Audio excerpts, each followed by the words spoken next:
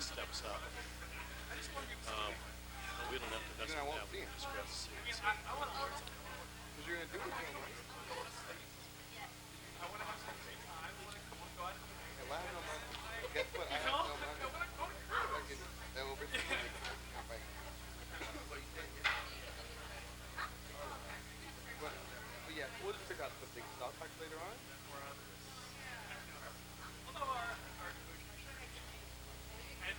Sucks you come up here and like all your friends.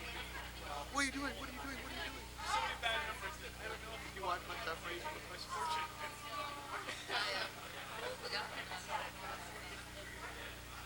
Oh, my roommate, one of my roommates was doing it. He made this really funny joke about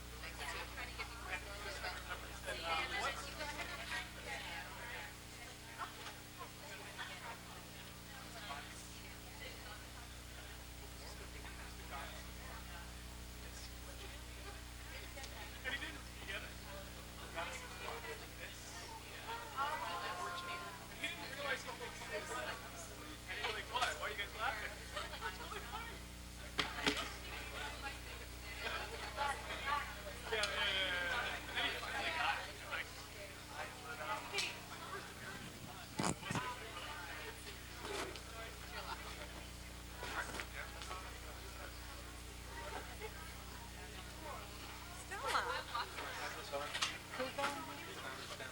There she is right there. The four of us will walk out onto the stage. Sure, your question.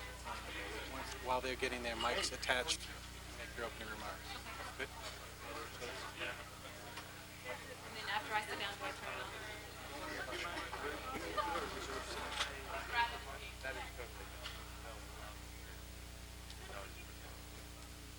Hey, you haven't had an Ollie sighting, have you?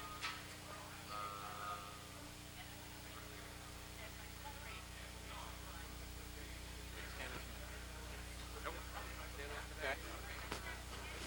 These guys I'm pulling. Another panelist that came in.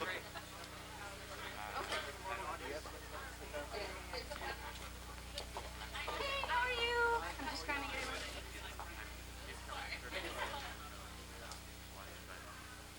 I should have checked this again.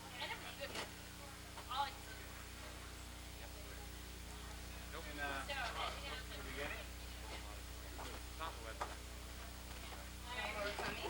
Doing well, thank you. I will not tell you who it was. I will not tell you who it was. You know what? I heard your You song. probably did. How are you? I was like, somebody submitted This to you? It wasn't actually mine. Get everybody's stuff. I don't have a new one on computer. Oh, yeah. He actually doesn't have one anymore. He uses James. The other half. This is already on Instagram. It's on. Okay. Why don't I? Get out there.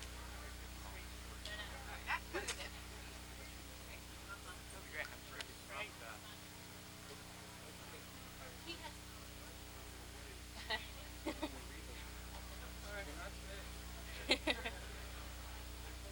He trusts Bill.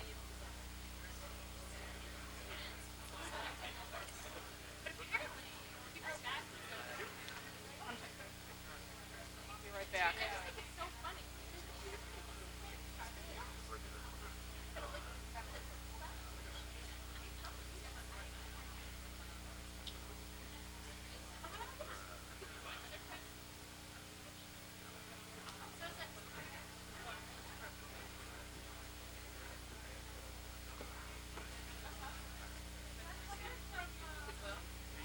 I'll be plugging your book as Oh, well. wonderful. Always like when you come in. Right.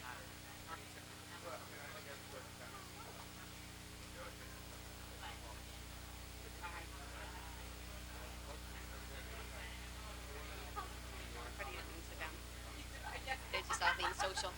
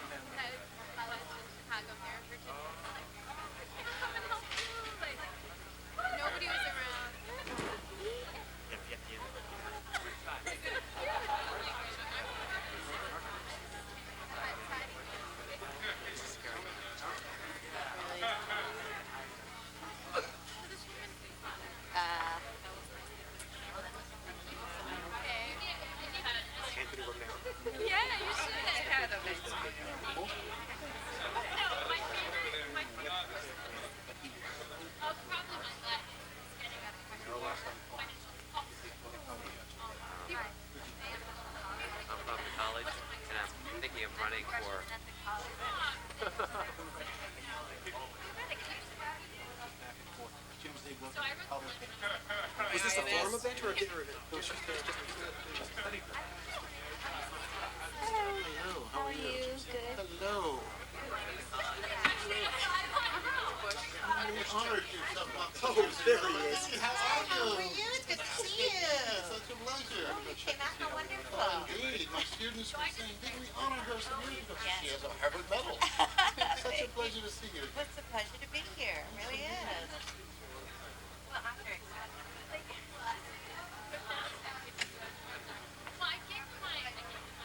Favorite people in all the world. I know everybody. How about can I get a Harvard ribbon? No. They're only reserved for the special people. It's such a great job your years ago. And we asked the president for another special award. And that's you remember Alan, don't you? You remember Maria? Of course. How do you do? Good to see you. Hi, Philly. Oh, looking well. I'm hanging in there. That's about all I can say. I'm so glad you're doing better than me. I did tell you once in a while. Really? You might have well,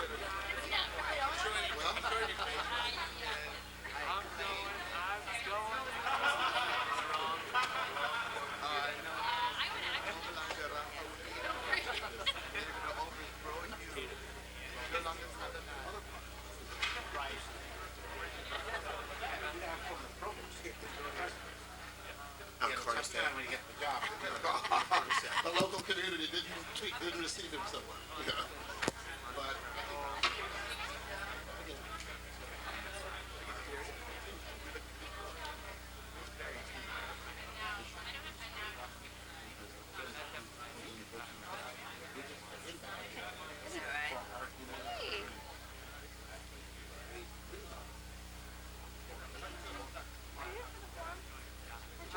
People to fill in on the first floor because there's not very many people here.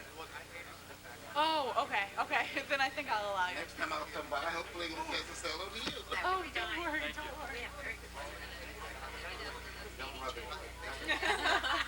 missed it when you were over here. These poor students.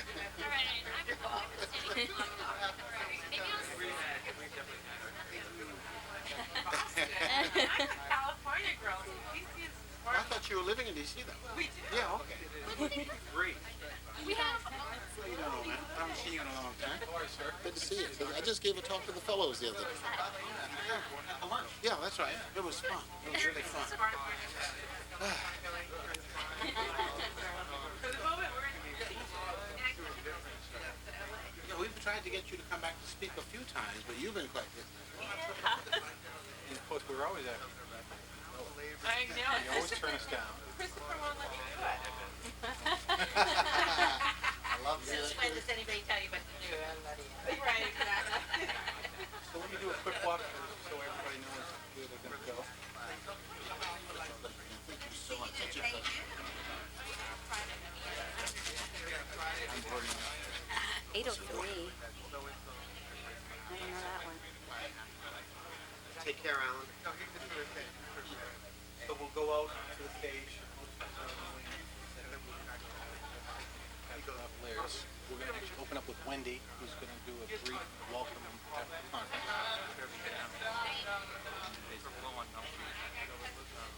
So it's a little bit better for this evening for the first row in the back. To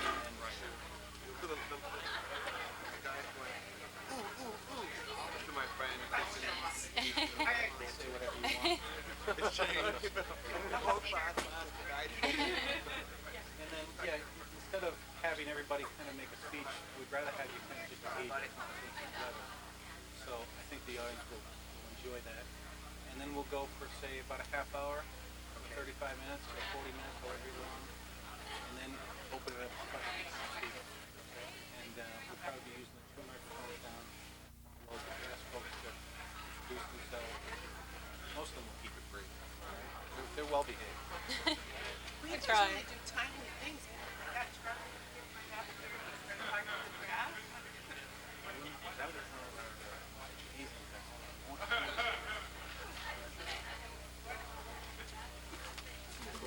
Over there.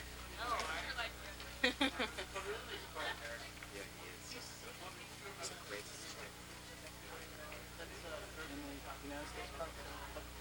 John Terry B. first, and Charlie Rangel was the second round. Korea had his unit. I only know this because I wrote it. I wrote Secretary of Defense helping him out. But his unit in Korea during the war took 97 Wow. He got a Purple Heart. He got a Bronze Star. Amazing star.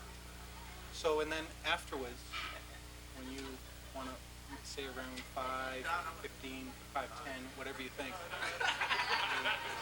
Rachel will kind of close up and then tell the audience about the stuff. And then we have a little reception in the back afterwards. That's informal and flexible, and then you can escape. I was recommending to her the upstairs with Charles. Do you want me to call? Once we get, all right. What time? Say around like 6-ish or 5:36. All right. So let me just go make sure we're ready to go, and then we will. Thanks, Bill, very much. If you can pull that off. 3.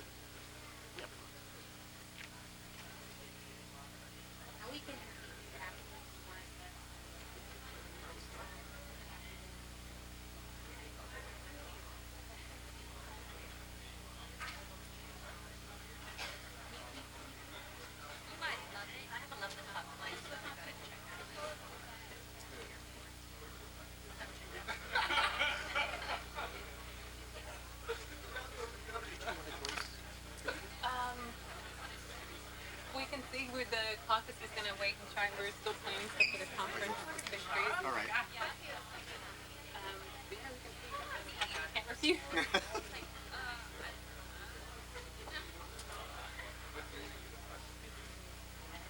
Every time in Robin, If you do, tell Bill so we can get the reservation. I'll tell you. Oh, actually, you know what? Probably won't give it because we have to do the reception after. I apologize. we've been flirting with Dean. Have you? Have you gotten to meet him yet or get a sense of him? No, he's come out once.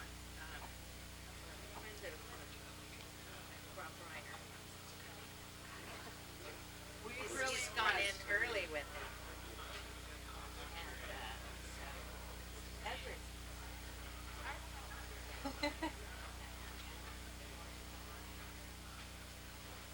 I can't. I'm not Al Gore. I can't tell you what Al Gore.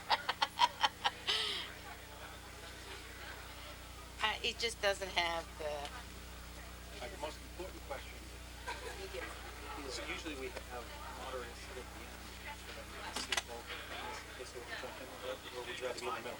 No, that's good. Good. Why don't you come up first? And then Maria and Gloria. Okay. And then let me jump that way.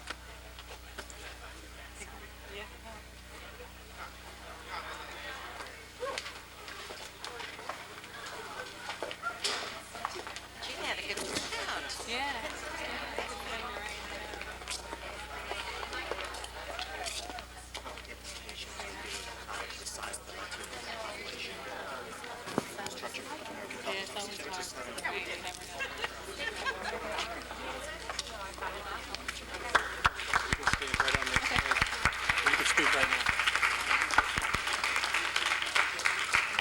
Good evening. First, I'd like to thank everyone for coming out in the rain tonight. I know it was a trek across the way. And also, it's my pleasure to welcome you to our kickoff event for the 6th Annual Latino Law and Policy Conference here at Harvard. Tonight's topics are not only relevant to the Latino community, though, they're relevant to all communities as the changing demographics in the country affect all of our communities. It's also my pleasure to try and do justice introducing a professor that is no stranger to the Harvard community.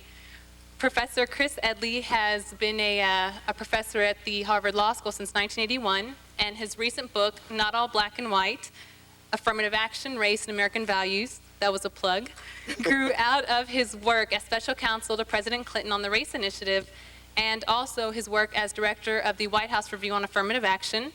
So all of his expertise and experience has basically made him a leading spokesperson, if not the leading spokesperson on affirmative action in the country. And furthermore, he is founding co-director of the Harvard Civil Rights Project. Now, many of us are familiar with his talks and debates that have been around Harvard, but tonight is a little different because he will actually be doing the questioning and listening tonight. And we know that because he's seated next to two powerful women, and as you may or may not know, One of them, Maria Chavez, is his wife. So the rule we set for tonight is that in the forum, he's not allowed to interrupt his wife. So with that, I will turn it over to Professor Edley to introduce our two panelists, and I hope you enjoy the program. Thank you.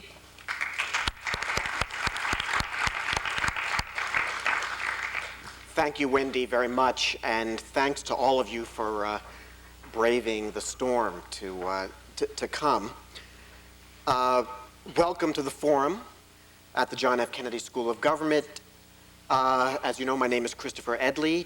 I'm a professor at Harvard Law School and co-director of the Civil Rights Project at Harvard, and I have the honor of serving as the moderator of this afternoon's event. It's an honor for two reasons. First, it's an honor to be asked to play a role in the 6th annual Harvard Latino Law and Public Policy Conference, fast becoming a critical institution in our community. And second, it's an honor to be here to welcome two of my friends, including my wife, to the Harvard community. Our topic is Latinos, redefining the mainstream. While there are a number of important political and policy issues affecting Latinos, two of the most prominent issues include Miguel Estrada's nomination up before the Senate, and also the affirmative action case up before the Supreme Court now. And we're just about to begin, I suppose it's probably better to say where we have well begun, the presidential political season. And these and many other subjects I know we will be touching on in the next hour or so, with Latinos now representing the largest racial ethnic community, surpassing African Americans. Both major political parties are struggling to win the votes and allegiance of the Latino community. To the major parties, Latinos are a target audience that is wrapped in different cultural and historical experiences, with conflicts between older, established, and newly emerging communities. It's a complex situation.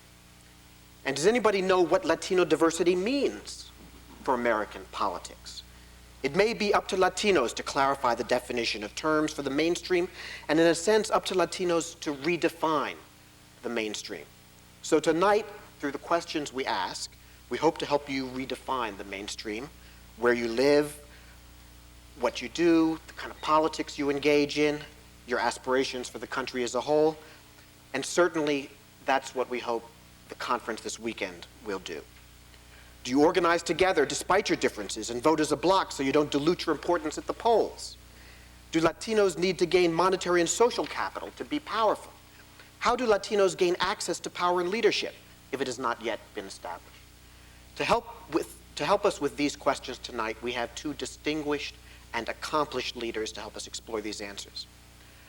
On my far left, in 1996, she was named by Time magazine as one of the Democratic Party's 10 rising stars.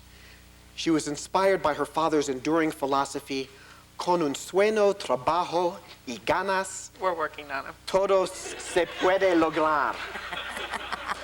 Bien hecho. Which means, I need help on my Spanish, which means with a dream, hard work, and desire to succeed, anything can be achieved. Her incredible career of public service includes serving in the Carter White House during the 1970s, being elected to the California State Assembly in 1982, and winning a seat on the Los Angeles City Council in 1987. In 1991, she became the first Latina ever elected to the Los Angeles County Board of Supervisors. And for those who don't appreciate it, she represents more people in her district than a member of Congress does. It is a far more powerful position than being a member of Congress in terms of the ability to affect the lives of people.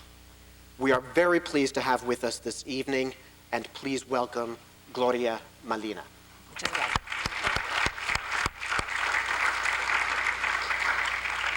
Now, in addition to Gloria Molina, we have on my left, Who are you? yeah, our guest was Deputy Chief of Staff to President Clinton from July 98 to January 2001. She was the highest ranking Latina in the Clinton administration. Previously, she served in the White House as Assistant to the President and Director of Public Liaison, And before that, she ran the U.S. Department of Labor's Wage and Hour Division from 1993 to 1997, where she administered the nation's wage and hour laws, the Family and Medical Leave Act. She also served as National Latino Coordinator for the Clinton campaign in 1992. She received her bachelor's degree from Stanford University and her law degree from Boalt Hall at UC Berkeley, and is currently a lawyer and consultant in Washington. And of course, she is my wife and mother of my children. Please welcome Maria Echeveste. Thank you. For the format of the discussion, I'm going to ask questions. They're going to talk with each other for about 30 minutes or so. And then, in the great tradition of the forum, I'm going to open it to the floor for conversation, and we'll break up at about 5:15 are my instructions. So, without further ado, let me start by asking, if I apologize for a broad question, a bit fuzzy. So much is made, of course, of the demographic change and the enormous number of Latinos and growing number of Latinos. In fact, a population that is reaching not just a plurality, but even a majority increasingly in communities and institutions around the country. So the first question is, over the next few years, what kind of impact do you think this demographic change is going to have on the political dynamic of the nation as a whole? And then relatedly, how do you see the two major political parties at the national level responding to these changes? Gloria? I think as a whole, in the larger issue, it's sort of a mixed bag. We see much progress in many areas. Certainly in politics, you can say we have more representatives now in the U.S. Congress and the legislatures. A lot of our cities are headed up, and we have members in the city council. You see Latinos in academic and so on. So there's progress that has been made. But the reality is we have so many new immigrants coming into this country throughout the Southeast, Georgia, South Carolina, North Carolina. We are seeing the same kind of problems that certainly Maria and I have been involved in our younger years in the areas of education, where kids are not allowed to speak Spanish in school, are in trouble for those kinds of things. Parents are having problems, you know, dealing with their kids in school in those areas. Substandard housing and many of these things.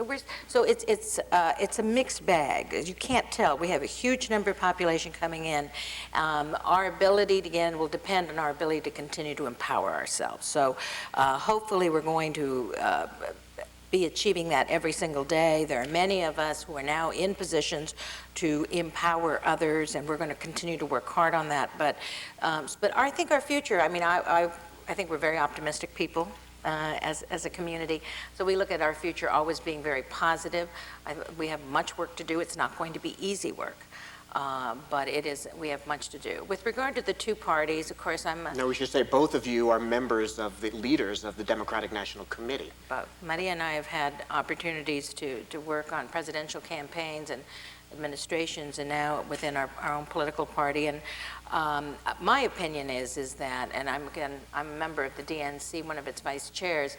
I wish I could be more glowing about my own party's ability to do the outreach into the Latino community, but unfortunately, I don't think they've done enough. I think they continue to take Latinos for granted, a huge mistake, because unlike the African American community, you don't find the loyalty within the Latino community to actually grow up and be a Democrat just because Pop was, which is very different, I think, than other communities. And so you really have to pursue the Latino community to become a member of the party, and then you have to continue to woo them with issues and show them what you've been doing for them. And I think that the party, our party, the Democratic Party, has still not learned to do that sufficiently, hasn't put enough resources into it, doesn't make enough of an effort. And so I think it's going to pay the price down the line. But what we are seeing is that it's still traditional, what we've seen is registrations are showing that we still are registering as a Democrat for the most part.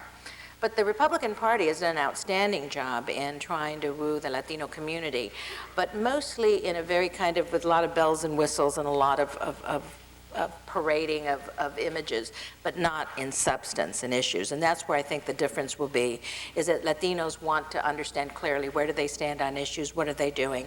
And I think that the Latino community, for the most part, is going to be one that is going to be testing political leadership in the future. They want to know what they're doing for them and their families. And so I don't think you're going to see them as having instant loyalty to one party, as you've seen in other minority communities.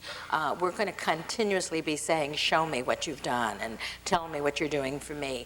And so the challenges for both parties are going to be, it's not going to be enough to say, you know, your pop was more Latinos or Democrats, and Republicans can't just sit there and say, look, we promoted so-and-so to be into this position, or we have the same values as most Latino families from the standpoint of families and so on. So I think both parties are going to have to roll up their sleeves, work very hard, and be very assertive about what they're doing in the Latino community if, in fact, they're going to get a good number of Latinos to register into their party and to stay within their party. Maria? I actually have a slightly more pessimistic view of the future, because I think because perhaps it's being in Washington and having, for the last 10 years, had a sort of sense of what is going on nationally. And even though there are, at many levels of government, increasing numbers of Hispanics in key roles and elected officials, you know, with California leading the way, but also Texas. But in terms of fundamental policy change, it doesn't seem as if we're making as much progress. I mean, the example that I use is I was educated in public schools in California. And when I went to public school in California, California was in the top 5 on per student expenditure. Now, when its student population is predominantly, if not completely minority, black and brown, it is in the bottom 5. It is down there, with no offense to anybody here from Mississippi, but it is down at the bottom 5. This for the 4th largest economy in the world. What happened? Now, at the same time, it's a state in which the growth of Latino voters is there, and yet somehow the needed impact of that vote has not kept up with what needs to be done. And in some ways, I think that Latinos will have to organize themselves in order to have the kind of impact to force both parties to make the kinds of policy changes that need to be made. And I frankly feel that there's a lot of reasons why Hispanics do or don't register to vote. I think they have everything to do from, you know, almost 60% of the Hispanics in this country are of Mexican origin. Well, until the Fox election, you know, nothing changed if you voted in Mexico, so you would come here, and why would you? Nothing changes, right? Or if you came from Central America, getting involved in politics could be dangerous if you're from El Salvador or Nicaragua, Guatemala, right? Puerto Rico. Now, how is it that on the island, every election has over 90% participation, and you transplant those same people into New York and New Jersey, and suddenly it's 45%. So there are some things that we need to really focus on in terms of empowerment. And frankly, both parties, remember, neither party is interested in empowering a community, right? They're just interested in winning elections. So they're not going to spend the resources to really empower a community. And this is one where I feel that we have to do it ourselves, and we have to find ways to accelerate that process. And I think we're hampered by the lack of institutions and the relative youth of our community, and the lack of almost the political struggles that we remember from the 60s and 70s. The younger generation don't really know, and especially if you've come in, your parents recently, you don't know anything about those struggles. So how do we build that momentum? And so I tend to be pessimistic. Well, I'll circle back around and talk about what might be done in terms of empowerment within and by the Latino community. Let me dwell for just a second more on the question of the parties. Go back to you, Gloria, because you talked about the sense that on the one hand, the Democrats as a party don't seem to have engaged enough, aggressively enough, actively enough at wooing the Hispanic vote. I wanted to ask you why you think that is, what's keeping them from recognizing what should be as plain as the nose on their face? Yeah. And on the other hand, why is it that the Republicans think, accepting your characterization, that all they need to do is operate at the level of symbols rather than delivering with respect to the substantive and programmatic commitments? I think with the Republicans, to start out with that, they just need a third of us, a few of us. I see. They don't need all of us. You know what I mean? It's Right. as though they're just pulling away that small portion, and that's sufficient for them. And that's all they're going to need in order to disrupt the numbers going into the Democratic Party. When I think that the party doesn't realize that its base is really the minority community, African Americans and Latinos. That's what its future is going to be based on. It has to work on that. It is beyond me why they don't get it. I have wondered about that for a long time. Certainly I've been knocking them around and criticizing them, and inside and outside of the system. It just seems to me that they just don't seem to get it at all, that they need to do the kind of outreach. When we say people don't turn out to vote, campaigns don't speak to us and our issues. I mean, if you aren't getting, if the issues that they're portraying on TV commercials or addressing in political forums aren't about us, it doesn't seem like we should be, why bother going out and vote for those folks? So there's still not enough effort being put in as to in campaigning to us. Now, it's interesting, the party, when you look at the party agenda and you look at the party outcomes as far as issues, there isn't any reason that any Latino should be a Republican, in my opinion, because we have a very, very effective record when it comes to the Latino family, its aspirations in education, and employment, and all of that. The Democratic Party has been very, very solid on those issues, immigration and so on. And so, but we don't trumpet that enough. We don't tell the community, if we don't put the resources to market all of that. I was amazed in the last presidential election that the Republican campaign could do commercials about, you know, standing around with your abuelitos and, you know, and having a 4th of July party and decorating the park with flags all over, and that showed, you know, how connected the Republican Party was to the Latino family, and we fell for it. I mean, it was amazing. People thought, that's a nice commercial. It makes me feel good about that party. But we didn't counter it by putting on there, here's what they've done on these issues in employment, in the issues of justice, in the issues of education. We didn't counter with that, which I think should have been done. So there really wasn't that kind of a campaign. So they just want, the Republicans want a certain portion. I think they would be satisfied politically. And our party has just sort of been continuing to go down that road with the limited resources that it claims it has, that it's put enough resources in, and the majority of them are going to register Democrat anyway, and hopefully they'll come out and vote. And in the end, they criticize us for why doesn't your community come out and vote enough? So it's really unfortunate. I agree with Maria. I think that we have to put our own resources together and put our own agenda together and our own leadership together, although it's tough to do. Having served on both the Southwest Voter Board of Registration and the MALDEF Board, and being involved in fundraising for both of these organizations, let me tell you, it's tough to keep a network and an organization like that going when we're fighting those issues.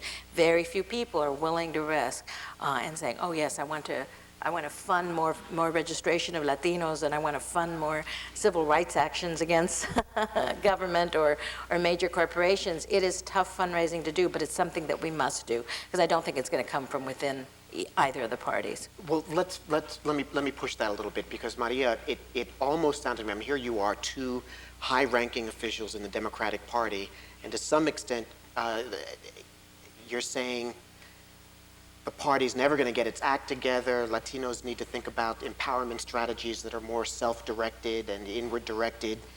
Are you talking third party? Are you talking abandoning the Democrats? Are you talking? I think there's 2 points. Number one is, it's not happening just to Latinos, but all campaigns are really targeting their message. This is the way campaigns have been running for, I think, the last 20 years. They're targeting to the likely voter. This is what all those consultants who do political polling and political campaigning, they figure out who's the person who already has a habit of voting. And that's who they target. And then they tried to persuade them. They know, and so that chunk of African American or Latino voters who already vote, the Democratic Party, for example, assumes that if they get them to vote, they're going to vote Democratic. So they concentrate on that mythical swing white suburban voter, soccer moms, office park dads, whatever. So the campaigns are not talking to the Latino who maybe just became naturalized and doesn't know who to vote for. They're not reaching out. So I actually think, and I hate to say this because I am a very strong Democrat, but I think Democrats win elections because they're right on the issues, not because they're organized, and certainly not because they have the resources. When we are able to talk to people about the issues, like Gloria says, not just Latinos, but to people out there, they get it. They understand which party's going to be more representative. But when you are being outspent on the airwaves, this is why I think the next presidential is going to be a battle on the ground. Because I think what happened in 2002 was the ability of the right to galvanize. Let me tell you, if Bill Clinton had done the kind of campaigning, here this president gets a resolution to go to war, and right after hits the campaign trail. If we had done that, we would have been crucified for politicizing war, right? He went out there, but not only did he go and pick the target states, they organized so that there were buses ready to move all those people who had been energized to go work out. So why were people surprised on Election Day in November was that last week push of really getting their voters out, because they know if they got their voters out, they'd win. That's why a lot of races that people thought were in the bag, they ended up losing. So I think that it's not that I'm not going to abandon the Democratic Party, and I don't think a third party, as much as that would probably be interesting and useful to have in the public discourse, but if you want to impact policy sort of like within the next 10 years, as opposed to when our children are voting, I really think that we have to find a way as Latinos, but I think for the American society, this is actually not just important for Latinos, it's important for our society. When our population is the fastest growing, has the youngest people under 18, the greatest number under 18, when we have 54% of Latinos not graduating from high school, and you already know that high school education is simply unsatisfactory and unacceptable in terms of having a workforce that's going to keep fueling our economy. If we don't make the investments, okay, 40% of Latinos don't have health insurance. We are all paying the price for that. And the list goes on and on. So if our society as a whole isn't making the kinds of decisions that need to be made so that we have the kind of America that gave an opportunity to us, we're going to have to do it. So I don't want to leave it up to the parties. But I would say that on that, I think it was very provocative to think about a third party. It doesn't make practical sense at all. But it is almost the kind of challenge that both parties need. But I think it's sort of fascinating that we have both parties looking to us. So it's incumbent on us to challenge ourselves as well, to challenge our parties back. I mean, I have friends who are Latino Republicans, and I've asked them to challenge their party on the issues of immigration and on various issues. And some do and some don't, but they need to do it. I need to challenge my party to do right by my community, and that's what I need to do. And sometimes it's annoying that I'm so challenging to them, but I need to be, because I know, coming from the community that I represent, how desperate we are in need of change in public policy in the area of education and in many, many areas of opportunity. And so consequently, it is essential that the Democratic Party understand that. It is not only for their well-being, for our personal well-being, because once they get at it, when the Congress, the record will show time and time again that the Democratic Party is going to be the party that is going to empower the Latino family. Well, let me push you a little bit on that, because it's not clear to me, let me be a little argumentative here. It's not clear to me that Latino leaders, you two, have really defined for the parties what the standard is, right? That you've really laid down clearly a set of demands and saying, these are the 6 things we care about, these are the things we expect you to support, and if you don't, you're going to be punished. So number 1, I'd say, have you really been as clear collectively in articulating what that agenda needs to be, number 1. And number 2, in truth now, how strong is the political consensus within the Pan-Hispanic population? Are you, for example, as politically coherent as African Americans, which is not perfect, but... No, we're different. Because we are Latinos, we are Puerto Ricanos, we are Cubanos, we're Central Americans, and we're Mexicans. And all of those issues are different. There are issues that cut across, but immigration is insignificant to Puerto Ricanos. And certainly for us as Mexicans, we really don't care that much about the island. They care an awful lot about it. And of course, the Either Cuban, island, right? Either right. island. And so there's a tremendous amount of diversity. But there are issues that do bring us together. The issue of empowerment brings us together. The issue of education brings us together. Affirmative action, bilingual education, things of that sort do bring us together. But we are not copies, or we are not going to mimic the African American political empowerment model necessarily. And that's the expectation. Say a little bit more about what you think the differences will be as we look out over the next couple of years. What do you think will be different about the empowerment model that will work for Latinos? What will work? Well, again, I think that we have to recognize there's going to be various leaders. There's not going to be our Martin Luther King, okay? So that we're sitting around on the doorstep waiting for our Latino Martin Luther King. We've had Cesar Chavez. Right. She's not coming. We're going to have various leaders, and the political establishment is going to have to reckon with that and understand it. They're not going to be able to sit there and say, well, but Henry Cisneros said this, you know, Maria Chavesta said that. Well, you all have to get together. Well, that's nonsense. That's not the way it's going to work. I think that each of us are going to be leaders from all over the country, and you're going to see different kind of leadership in different development stages, let's say politically, and that they're going to have to reckon with that, and they're going to have to deal with that in order. And so we can't turn around and make it comfortable for them. And so that's impossible. Make it comfortable for them by adopting a style that... Well, they say because it's take me to your leader kind of style, right? I mean, that's not going to happen. There's going to be a variety of leaders throughout the country. And again, people are in different places. I mean, you're going to have immigration is going to be a huge priority for a lot of people, and that's a very important issue. But education is one of the largest issues for the Latino community, and that's things we can come together on. And so the model is going to be different. But I think that, and the expectation of the mainstream to look at it, they still are wanting us to mimic the African American empowerment model.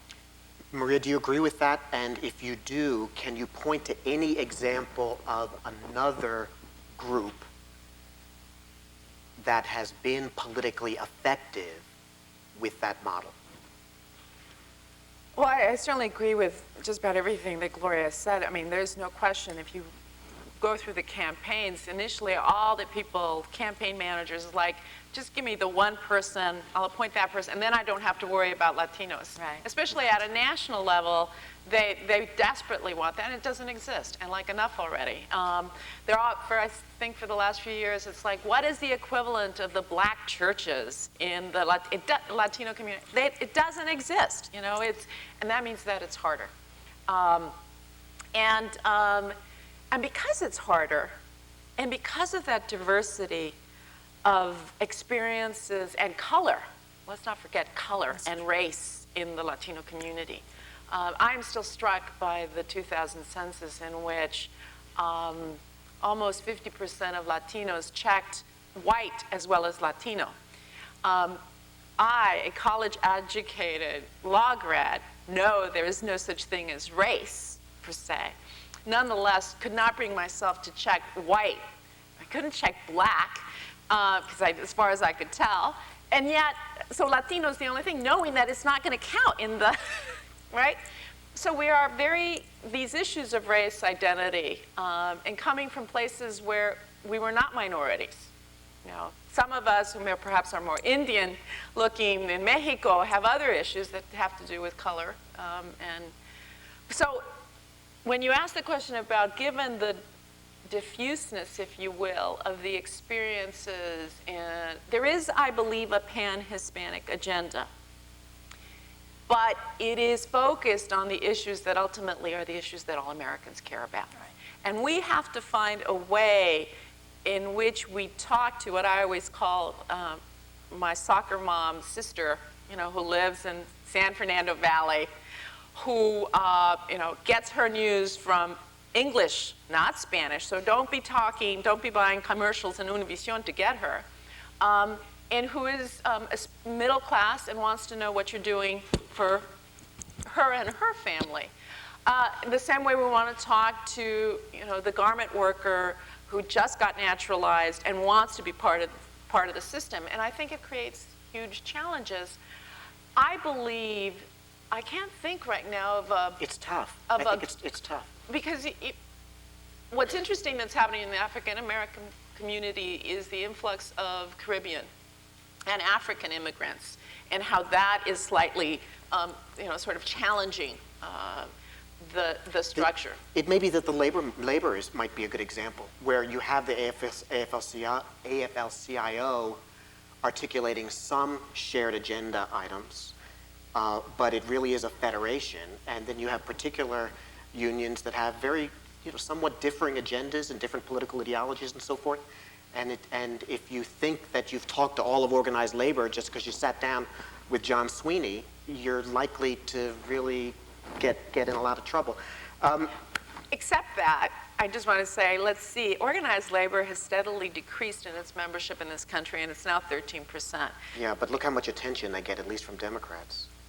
Well, and that goes to my point that the only way we're going to get that kind of attention is what does organized labor have? It's got people and money. It's got votes and money. And if you look at the groups that have had real impact on America, I mean, I have nothing but respect for CANF, Cuban American National Foundation.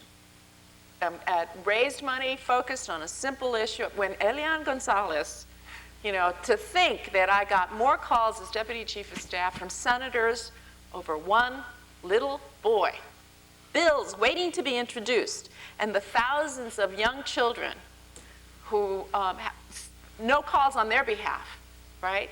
That was money and votes to both parties, or other committees like that. Louis needs to open it up to the floor and get some questions from folks in the audience.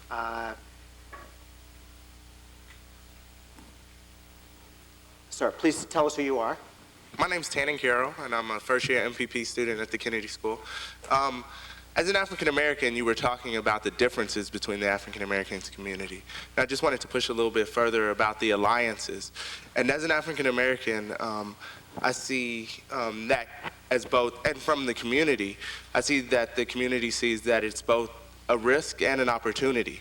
And I was wondering if you could just speak to that alliance and the future of the alliance, and how that both communities could use those to those advantagement for empowerment. There are natural alliances because of the issues.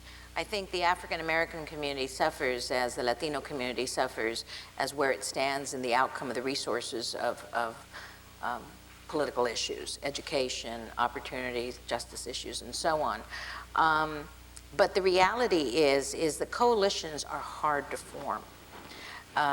They're hard to form because the outcomes become so different, you know. We can form on issues and coalesce on issues. On the issues of political empowerment, if we're honest with each other, we really don't trust each other. And I know in the issues of reapportionment, for example, they're African Americans are very nervous about us because for example, in California, many of the African American districts and gains are being erased because now these areas are becoming very Latino housing, economics, all of that plays into it. And so that makes them very distrustful of each other. And that's unfortunate. You think that we would learn from each other and that we would, I mean, you know, we're in the same community, in the same situation. You think we'd be smart enough to coalesce and fight together, but we don't, and so that's unfortunate. So we still are very nervous with each other when it comes to the issues of empowerment, and that is giving each other opportunities, whether for registration and so on. In fact, I have been kicked out of by legislators that do not want me registering Latino voters in their districts. Very directly said, and that, you know, like, stay out of the way, we don't want this to be going on. And so that's an issue, but it should be a natural alliance when it comes to many of the larger issues, and unfortunately it's not there because there is distrust in the leadership. We you know, we act nice, we work with one another, we advocate from time to time, but I think that bottom line, there's still not the trust factor operating as strongly as it should, and in order to really build on. And that's really unfortunate because we really do need each other desperately. But it doesn't really work in a real practical sense. I don't know why. It's unfortunate because like I said, when it comes to issues, we're always there. We're always in the same place and we always come out in the same place. But when it comes to the issue of empowerment, there's this distrust that operates there. That's been my experience. Well, I think it has, I mean, let's not kid ourselves. A lot about politics is about power. Yeah. And, you know, it happens with two Latinos running, right? I mean, when you took, I remember Gloria, I had moved to Los Angeles as a young lawyer, and she had decided it was time to run for city council, and the boys didn't want you to, they wanted you to wait your turn. I mean, so it's about power. I also think that there's a question, what I describe as whether the Latino community, you know, largely immigrant, or a chunk of it, is whether 100 years from now, will they become white in the same way that Italian and Jewish and German and Irish have become white? And sort of, because of the nature of technology, it's a different kind of, if you will, assimilation and integration, because we're not forgetting our home country, but so I think that's part of the distrust as well. Yes, sir. Hi, my name is Steven Yanes, and I'm a first-year Master's in Public Policy student. Thank you for coming. My question is for Mrs. Molina. Yes. It seems as if there's the theme that the Republican Party has almost tricked the Latinos into voting for them in the last election, and almost as if that it would be silly for a Latino to be a Republican. But if we're going to talk about political empowerment, can't we also say that there is the chance that a Latino can be a conservative? And also that if we're truly going to empower the Latino community, that we will say that it's okay to have Latinos on both ends of the political spectrum and on both ends of the aisle. Absolutely, but I guess I am very partisan. I'm very much a Democrat, so I'm very biased in that regard.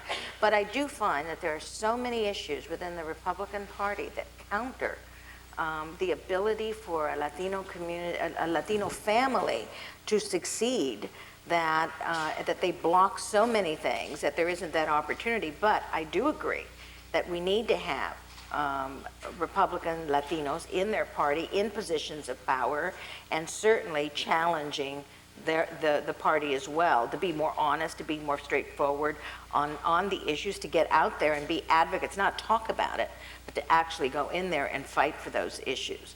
And I worry that I think that there are many of us in our community, if you really look at our families, we are conservative in nature about how we feel about many issues, but the reality is, in the issues of opportunity and the issues of fairness and opportunity, again, education, that's where the Republicans will always fall short for whatever reason. You look at this tax cut that the Republicans are pushing. That is so anti-Latino to me, anti-poor families. We are going to be hurt so much by that.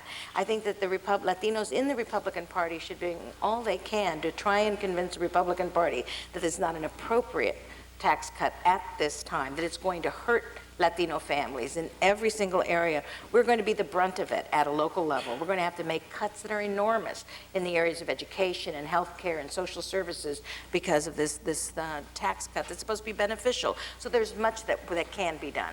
So I would like to see my counterparts in the Republican Party doing what I do to my Democratic Party, challenge them, insist. I mean, my party's not always right on the issues, and I have to be there to challenge them as well, and to not take us for granted. So, but again, I'm sort of biased. I've been a Democrat all my life. My pop was a Democrat, and I followed his lead. But it has proven to me to always be right on the issues that I really care about that are important to my community. Yes, ma'am. Hi, Alicia Kohler. I'm a public policy student here at the Kennedy School. Of the current candidates running for the 2004 Democratic presidential nomination, does any stand out to you as a particularly good leader on Latino issues? And do you think that Hispanic voters will have an important role in choosing the Democratic nominee? Great questions. Wow. Why did I ask you? I would say that the Hispanic leadership, if you will, whether you call it the Congressional Hispanic Caucus, if you include leading national Hispanic organizations, leading state and local figures, if they don't, and I include myself in that, but part of it is when you are simply a lawyer and consultant and don't represent a constituency, if you will, or an organization, it's kind of hard. But if they don't figure out a way to put an agenda together, you know, here are the 5 points. We want to know what each of you candidates think about these 5 points, and that you're committed to do something about, and be specific. Number one, on a policy, there won't be much influence. Number two, I don't think any of the candidates to date have any instinctive feel for or knowledge of the Hispanic community. It's very much 1991, 92. All of them need Latinos 101, which is what we had to give Bill Clinton. All of them. So they really, you know, are potentially going to fall into the trap of, well, I just need to have, you know, a couple of people around me. Which brings me back to this. I don't think at this point Latinos are going to make that much of a difference unless we actually are very targeted. My ideal plan, and this is long term, but my ideal plan would be, if I were queen of the universe, would be... You are, sweetheart. Would be that enough Hispanic leaders would say, we're going to send a message to both parties. We're going to target a couple of races, you know, a couple of key states that are going to be important in the presidential, but maybe a governor's race, maybe a congressional district, 5 or 6 of those races where increasing the Latino electorate could result in a change. Do that. Make that change happen, and I bet you we get a lot of respect post-2004. But if we sort of let everything kind of just happen, remember Latinos, half of them live in California and Texas. So the ability to really impact, if you will, is something that we're going to have to organize and be very strategic about. And unless no one's going to do it for us, we're going to have to do it. Gloria? So I feel exactly like Maria. They need to be educated. Not one of them really know or understand or have a relationship with the Latino community. In fact, the closest one that I can think of is Gephardt, only because of the issues that he's worked on in Congress. He knows the issues of migration, of the education bills and things of that sort that have been important to us, but doesn't know our community, certainly from the state that he comes from, and so on. So all of them need education about us. It's hard to embrace them as yet. All of them are coming to many of us and want to support them, but we've had to do that on a regular basis, whether it was Bill Clinton or Dukakis, or all of them have had to come into our community, get an education about us. They don't know who we are. They really do not.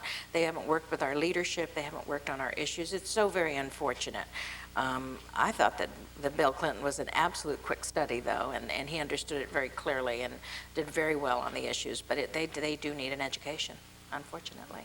Yes. Hello, thank you so much for attending today. My name is Ashani Collins. I'm a first-year graduate student here at the Kennedy School.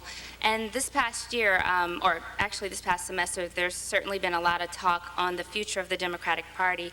And just to give you an observation that I've kind of made, there seems to be an inverse relationship between the number of elected officials that are people of color and issues that are being addressed related to collective communities of color, whether it's because there's a transition towards more mainstream and more of a transition away from special interest groups, or whether it's because communities of color don't vote as much as they used to. And I'm curious to know, in an environment where we're seeing Democrats move away from issues that concern communities of color, how do you feel the Latino community will address some of the issues that you've both mentioned today in terms of what the agenda looks like? How will you use your political power to actually get the Democratic Party to listen to what you have to say and to actually affect the community collectively? Well, considering that we don't control the White House, don't control the Senate, don't control Congress, only have a number of state legislatures, and only, I think this is where Christopher and I have lots of fights about the Clinton administration. As far as I'm concerned, the first thing you have to do is win, all right? And if it takes a sort of pragmatic incrementalist that Bill Clinton, third way, the point is we were able to do a lot. So I think that you can't wait for just a leader, or the elected official. I mean, all of America is suffering from the apathy of voters. That's what, think about it. We have leadership in this country at all levels of government that's basically elected by about 26% of the country. If you look, in the 2000 election, it was like 52% of eligible voters voted. And that was a really close election, so that's about 26% of America decided what the rest of us are going through. So this apathy is, I think it's the most dangerous thing to our democracy, because it means smaller groups of people. If you look at 2002, it's something like 40,000 voters decided the control of the Senate. 40,000 voters out of 100 million people, eligible to vote. So, I mean, if I'm sounding a little dramatic, is because decisions are being made right now. Trust me, I don't know why anybody would want to be president in 2004 as a Democrat, because the budget is going to be so awful, having sat around those tables trying to decide where the billions of dollars go. But we need people to be engaged, because people are making decisions for our communities, for our lives, for our children.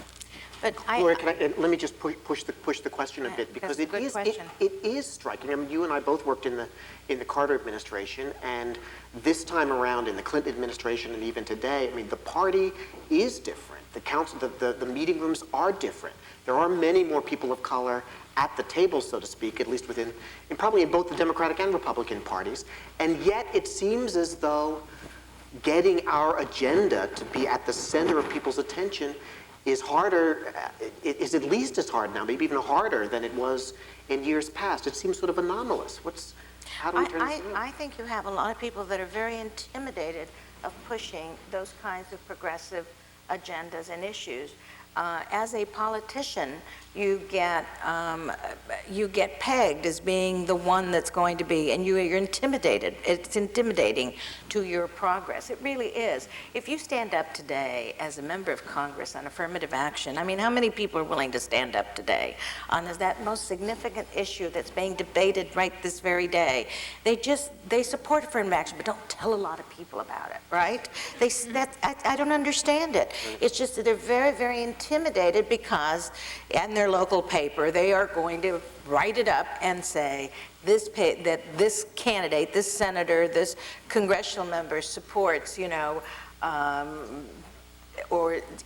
how are they pitching that story that discrimination against preferences. Yes, quotas. And quotas, exactly. Right, yeah. You support and so it's the way the message is being sent out there by the press. It's really so terribly unfair.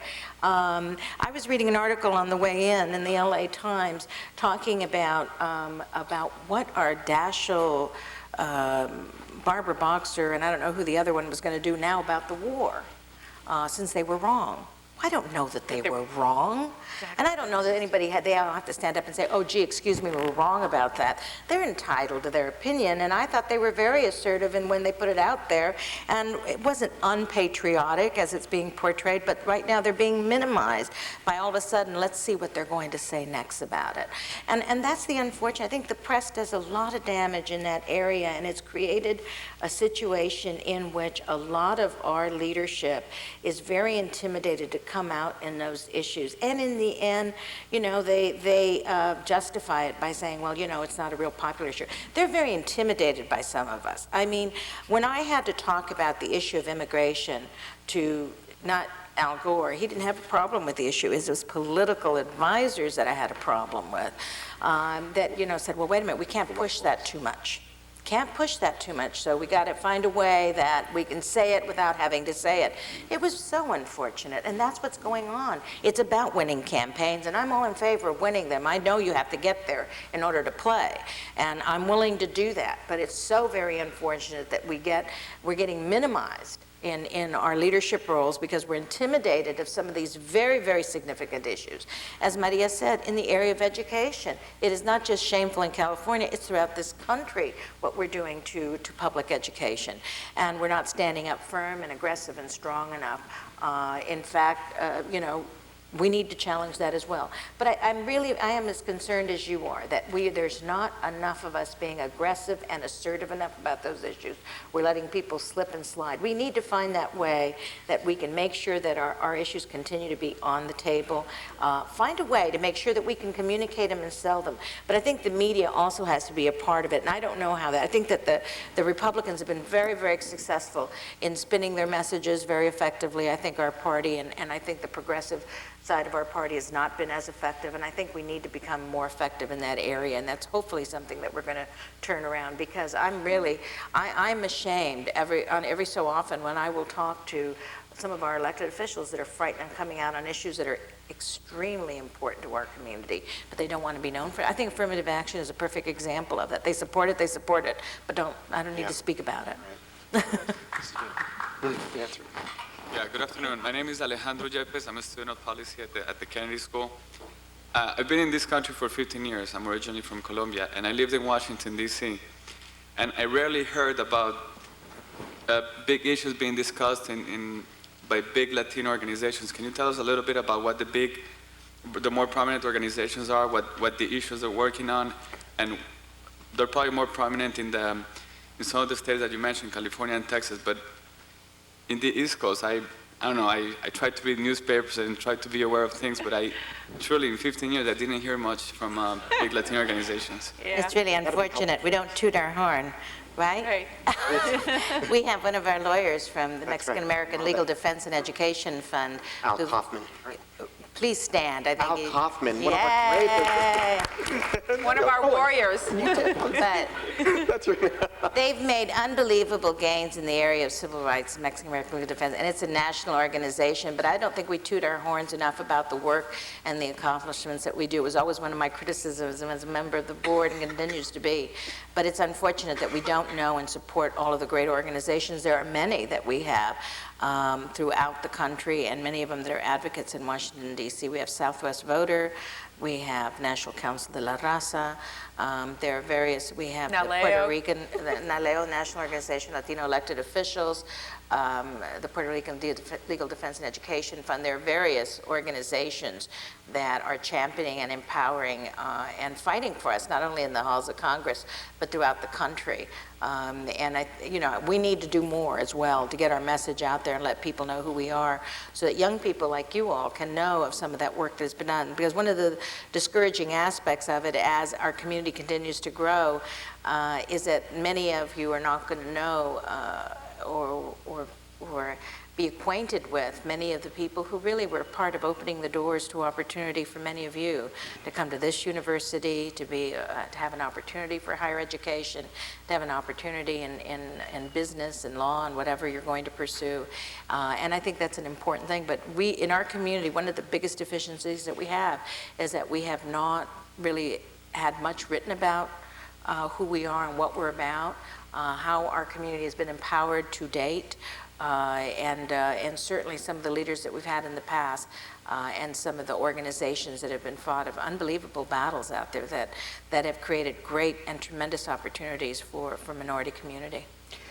Let me do this because we have to wrap up. Let me take the next 4 people, and if you would just all 1, 2, 3, 4 state your question, and then let's give our 2 panelists a chance to try to respond as best they can and wrap up that way.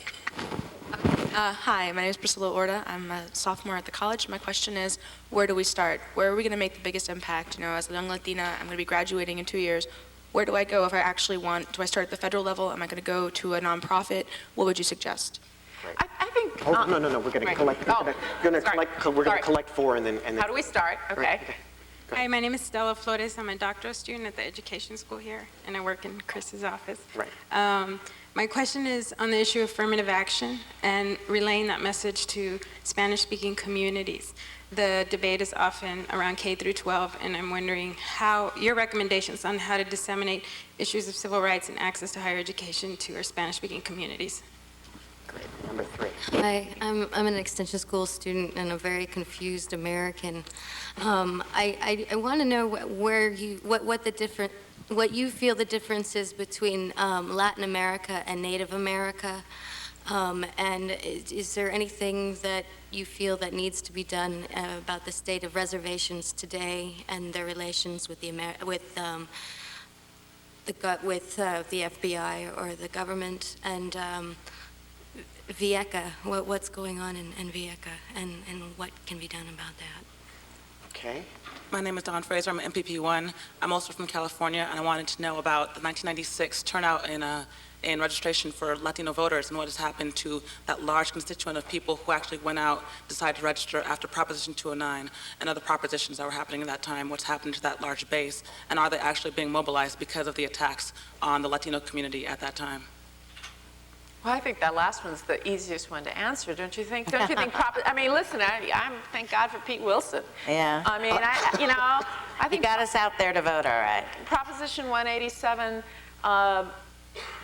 caused a tremendous increase in the number of people naturalizing. My parents, who had lived in this country 30-plus years, who felt that somehow they were betraying their country if they became a citizen of this country, got scared and became citizens and voted for the first time in 96. So I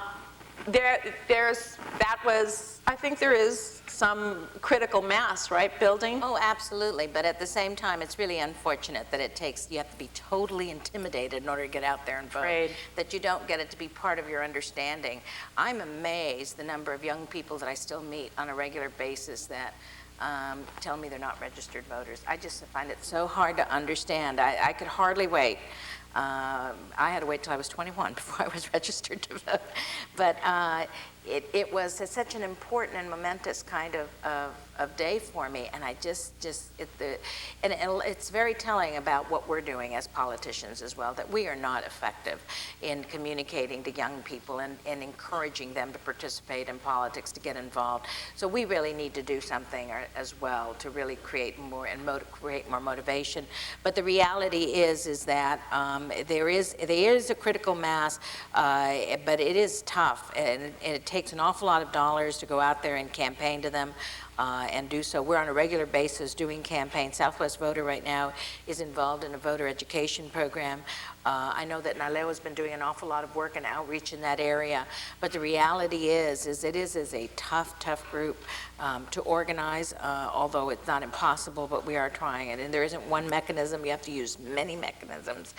It isn't like the African American community. You can go to the churches and you can organize there. You have to go through labor networks. You have to go through community networks. You have to go through all kinds of networks into the schools themselves in order to organize. And it takes an awful lot of effort and time.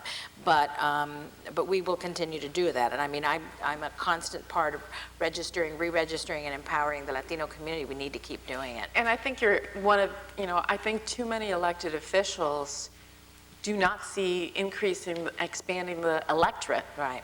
As an important part. They're actually intimidated by it and don't want to do it. And that's, the human nature of all of us in political power is we want to stay in power. And so, unfortunately, we're just fine with the status quo, which is really unfortunate. We need to go out there and really push and move that we register more voters every single day. But I wanted to say to the young woman as to where to start and how to get started. I really do think it starts at home.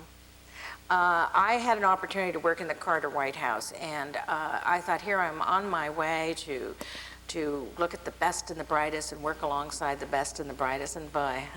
But instead you worked for that guy over there. It was an interesting experience, but what it told me, because they didn't know who we were. In fact, my first day there, we got our little American flags, and we were sent to go out on the White House lawn because we were going to welcome the Shah and the Sharina of Iran.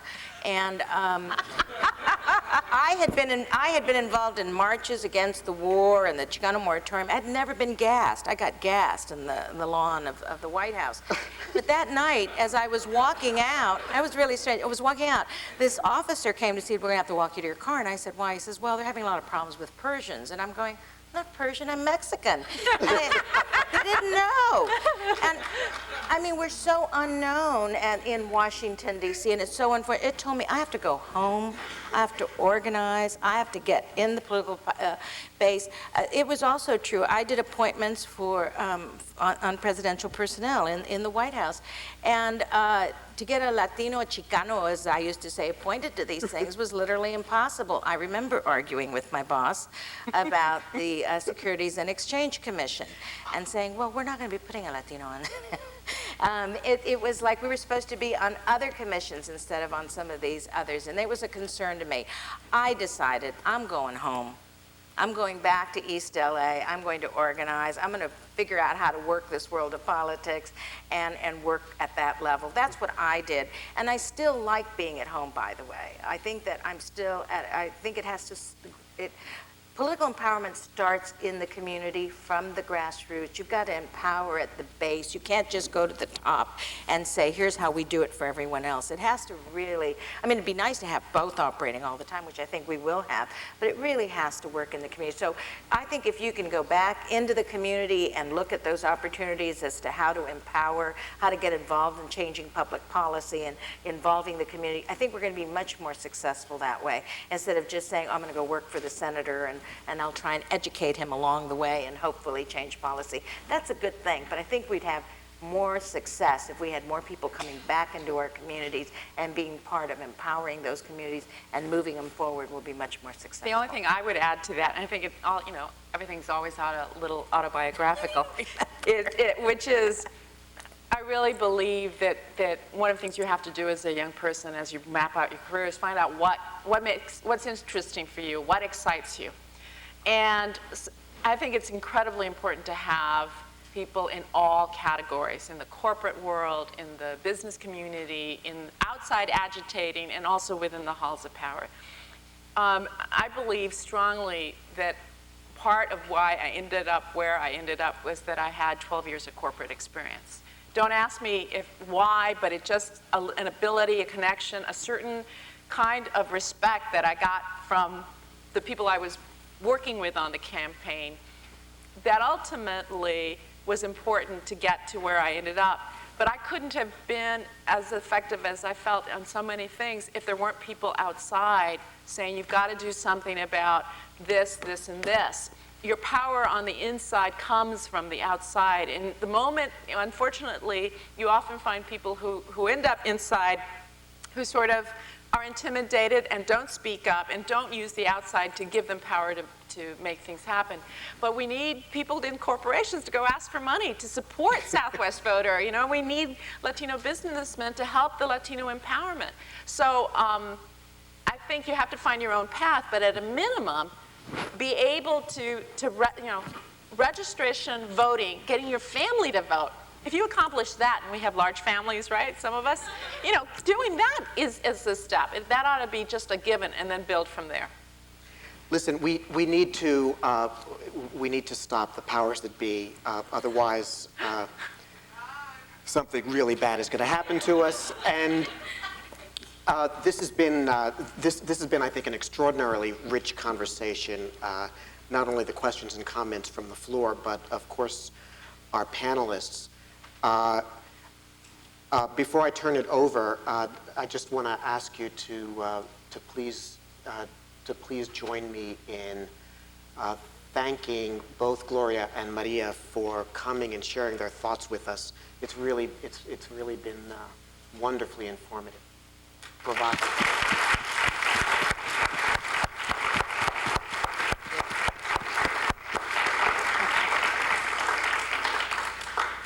Let me turn it over to one of the organizers, Felicia Escobar. Thank you, everyone. I just want to give our panelists and our wonderful moderator a round of applause again. They did a great job and went to great lengths to get here. Thank you. I also want to thank the IOP, the Institute of Politics. They've been working really hard with us as well to make sure that this happens. Bill White, Greg Wilson, and Karen Kane, who has to work with tons of people's schedules. So thank you very much for that.